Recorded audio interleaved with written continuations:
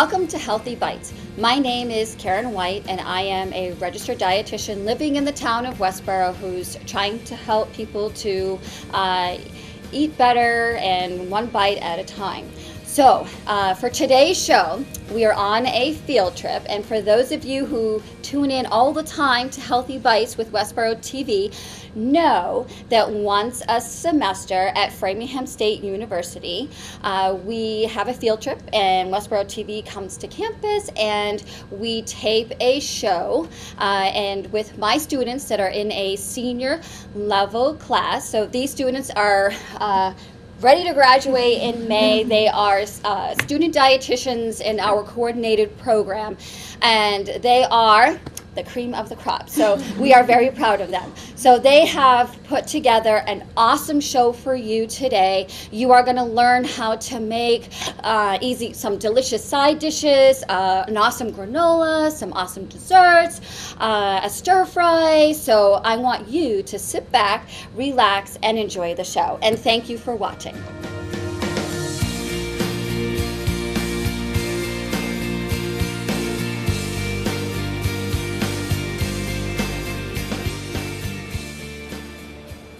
Hi, I'm Meredith. And I'm Rachel, and we're nutrition students at Framingham State University. Today we're going to make a bean-tastic black bean soup for you. Don't let the name fool you. This soup does not just contain beans, it also contains a great deal of vegetables and a variety of flavors too.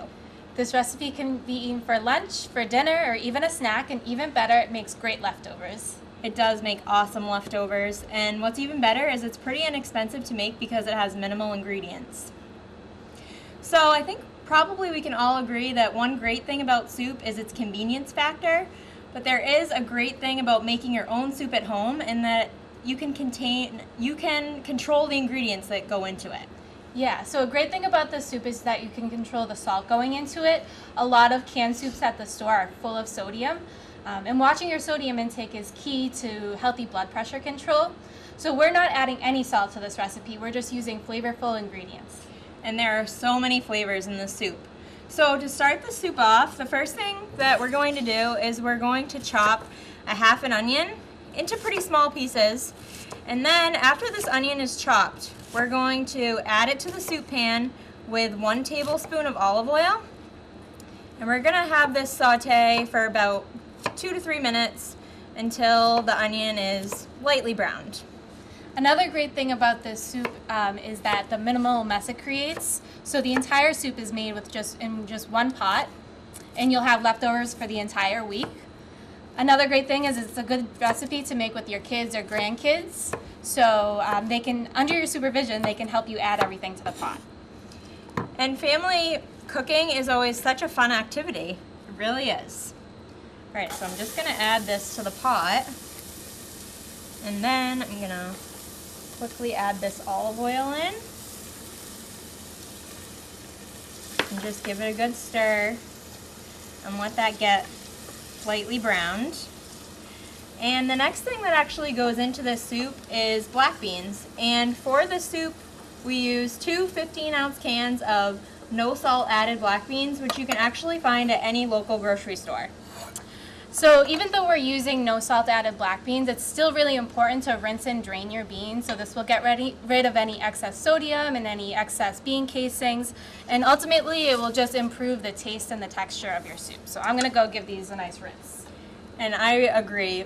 Rinsing the beans really helps. It gets rid of any gritty type of flavor, and it just helps the soup taste better. So she's going to give me those beans. They're all nice and drained and rinsed, and I'm going to add those into the pot. A great thing about beans is they're full of nutrients such as protein and fiber. Those two together will help you feel full for longer, and fiber is really great for digestive health too, which will help keep you regular. That is another great benefit. And also, if you're a vegetarian, this is a great soup for you because beans are a great plant-based source of protein. Yeah, the soup is packed with protein. 1 cup of soup has 13 grams of protein, thanks to those beans. That is great. So the next thing that we're going to do is add a 15-ounce can of creamed corn. It just goes right into the soup. And also we are going to add a 16-ounce jar of salsa. We chose to use a medium spice salsa, but if you like spicy, definitely pick up a spicy salsa. And if you don't, pick up the mild. You can customize the soup to your liking. Yeah, so the corn and the salsa are a great way to increase the vegetable content of the soup without all the additional prep work that typically goes along with vegetables because they're already all chopped up for you. And vegetables are a great way to add vitamins and minerals to your diet, and you get plenty in this soup. So if you want to take a look at that color there, there's plenty of color in there. Did you know that adding fruits and vegetables to your diet every day actually helps reduce the risk of heart disease? Another great benefit. That is a great benefit. So the last ingredient that actually goes into this soup is 3/4 a cup of vegetable broth. And just like many of the ingredients in the soup, you can customize this amount. So if you like a thicker soup, add less vegetable broth. If you like a thinner soup, you can add more. So I'm going to give that a good stir.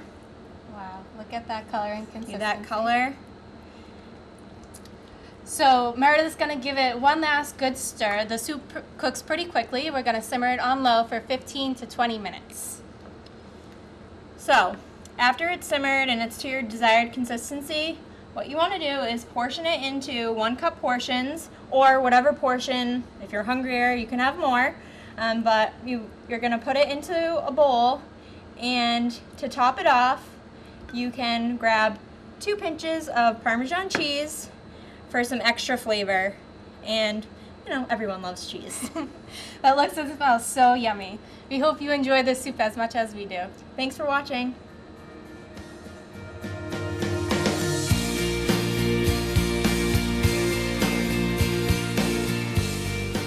Hi, my name is Jacqueline. And my name is Valerie, and we're both nutrition students from Framingham State University, and today we'll be showing you how to make pumpkin pie overnight oats. Yes, we are. And you might be thinking, isn't pumpkin for the fall season? And while pumpkins are mainly picked, carved, and consumed in the fall, we are fortunate enough to have canned pumpkin available all year round for when we get bored of our usual baking routines. And one thing that's good about this recipe is it's easy, it's convenient, and it's quick for on-the-go type of breakfasts. So right here in front of us, you'll see that we have the few ingredients required for our delicious recipe, all which can be found at your local grocery store.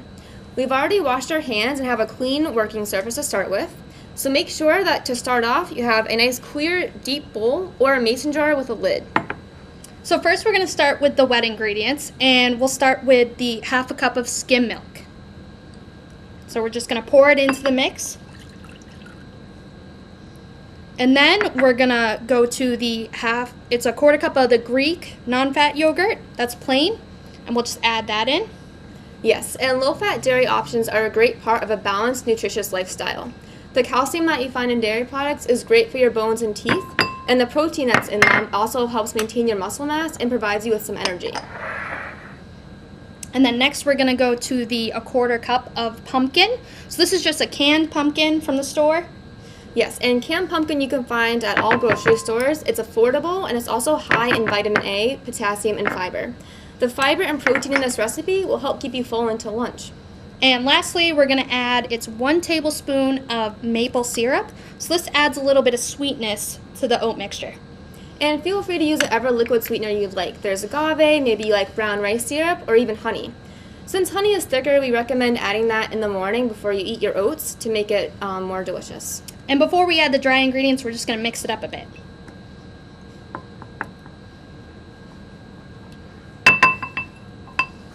Alright, so now we have all of our wet ingredients in the bowl. It's time to move on to the dry ingredients. We'll first be starting with 1/2 cup of old-fashioned oats. We're using old-fashioned oats instead of quick cooking oats because these will provide a more chewy texture.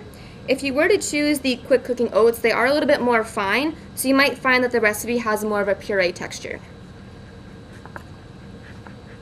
So we'll give that a mix.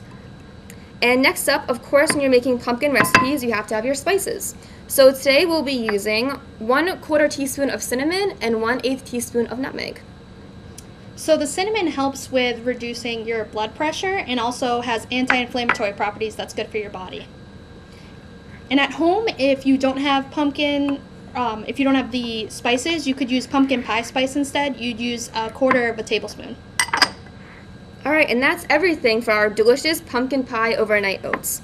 The last step is to give everything a really nice mix to get everything incorporated to make sure your oats will soak up all the flavors overnight. So our last step is simply placing your bowl or your mason jar right in the fridge to settle overnight. And we already prepared an overnight oats recipe for you already last night. So it'll show you what it looks like in the mason jar. And all we have left to do is put on the chopped pecans. So I have chopped 1 tablespoon of chopped pecans we'll simply add right to the top. And this will give a really nice crunch to finalize the recipe. At home, if you would prefer craisins or mini chocolate chips, you can add those in. So it's really based on your preference. And what's great about each season, there's different great produce that's available, so you can always add fresh fruit or even, again, chocolate chips or just something else to give it a bump. So mix in the pecans to make sure it's all in there. And you can see that the recipe, since it sat overnight, is nice and thick. So if you like your oats on a thinner side, feel free to add more milk or yogurt the night before when you prepare it.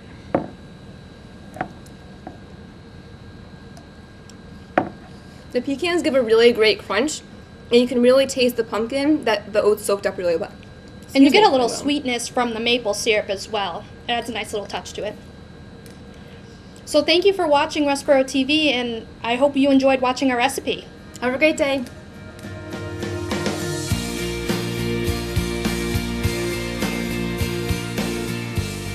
Hi, my name's Carrie, And I'm Lauren, and we're nutrition students at Framingham State University.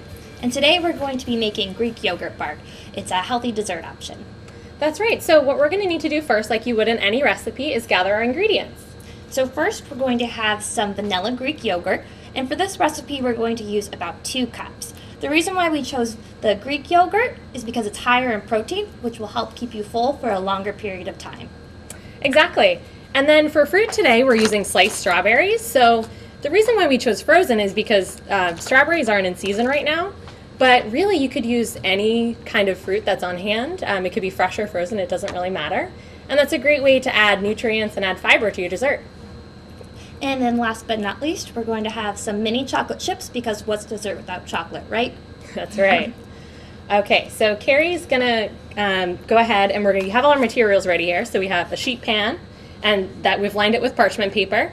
And it doesn't really matter what pan you use for this, it's really flexible, so you can just use whatever you have on hand. And the parchment paper is just gonna make it really convenient, easy cleanup. So Carrie's gonna scoop about 2 cups of the Greek yogurt. And then she's gonna smooth it out to about 1/4 inch or a 1/2 inch thick. And one of the things about this recipe that's so great is you don't have to be exact. This is however you'd like it. All right, so she's gonna spread that out. And then once she's done, she's gonna put the toppings on. And like we said, we've used sliced strawberries and chocolate chips. But this is really customizable. You can use whatever you have. And it doesn't even have to be a dessert. You could actually make this as a quick grab-and-go breakfast. So one thing I like to do, I choose my favorite yogurt, then I do some fruit on top, and then either granola or nuts, and that's a really great way to do it. Alright, so I'm gonna have Lauren join me in the fun of putting on Alright. the toppings. And this is a great way that you can involve children in the kitchen, because little hands like to That's right. sprinkle things onto food. You can have them pick their favorite fruits, and especially with children, they're more likely to enjoy a healthy dessert if they've helped to make it. That's right. And I didn't give any measurements for the fruit because it doesn't really matter how much you use. You sort of just want to do it until it looks pretty. If it looks like something you'd want to go ahead and eat, then that's how you know when it's ready. But as a general guideline, I'm probably using about 1/4 cup of the sliced strawberries here. You can use as much or as little as the chocolate chips that you like. So Perfect. alright. So now our dessert is ready to go into the freezer. So Carrie's putting the dessert into the freezer. And then we have one that we've actually made earlier. So this recipe takes about 2 to 3 hours in the freezer to get nice and solid. And then once it comes out, all you have to do, which I've done already, is just slice it into pieces. And for this size, I did about 8 slices, but it's totally up to you, whatever works for you and your family, whatever size. Carrie, doesn't this look delicious? Oh, that looks amazing. All right, should we go ahead and try it? Yes. Alright, please peel it off. Gonna get a nice piece of bark. Ooh, nice and creamy. Ooh, yes. That's delicious. And one more thing to mention about this recipe is that it's going to last in your freezer for up to 4 weeks. So you can just wrap it in parchment paper, put it in an airtight container, and put it right away. So it's great. We hope you enjoy our recipe. Awesome. Thanks for watching.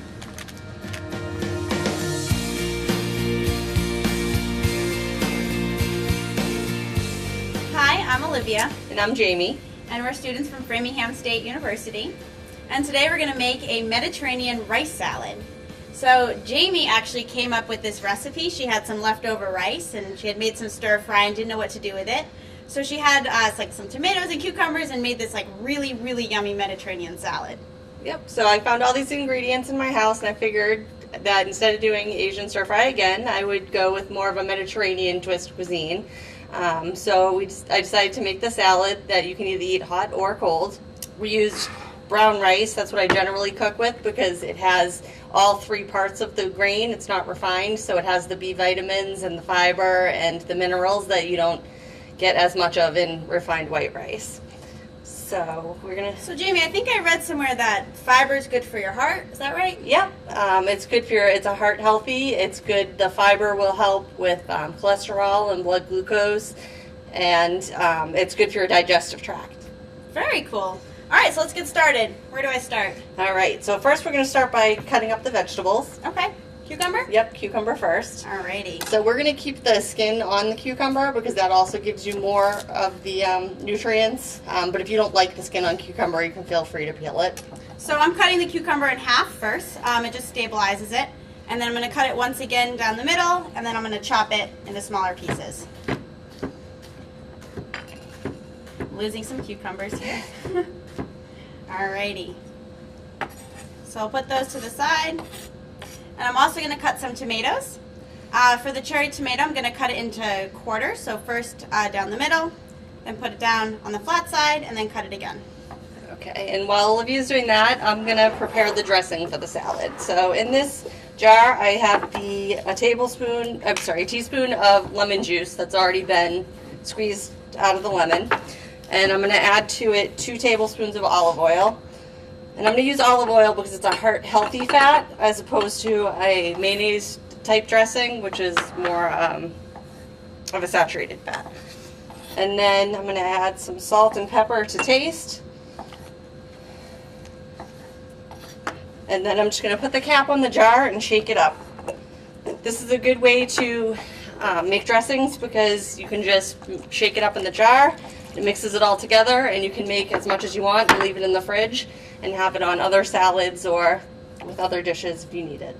Awesome. So I have most of the vegetables cut here. What's next? All right, so we're going to take the rice and we're going to put in the vegetables. And this is cold, right? Yep, well, we have this cold right now, but you can, if you prefer a warm dish, you can heat it up. All right, maybe we'll bring this over.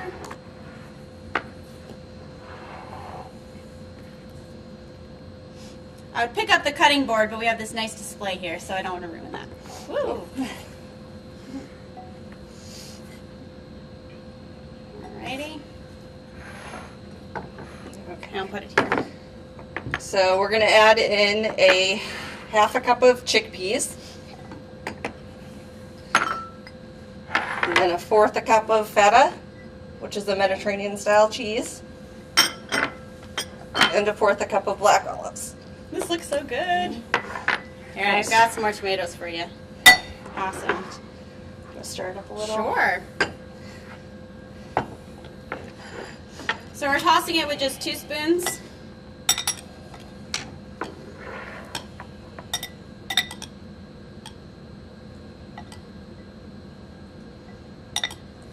Alrighty. And pour the dressing.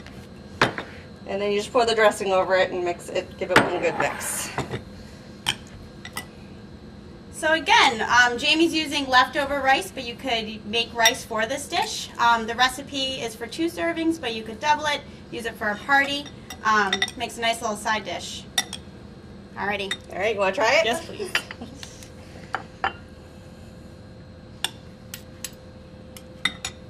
I'm so excited.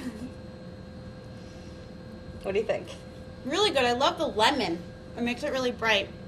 Well, Jamie, thank you so much for showing this to me. I appreciate it. Bye. Bye. Thank you for watching.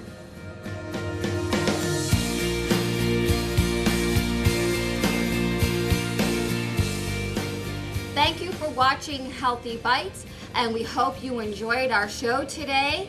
And as we end every show at Framingham State University, make Every bite a healthy bite.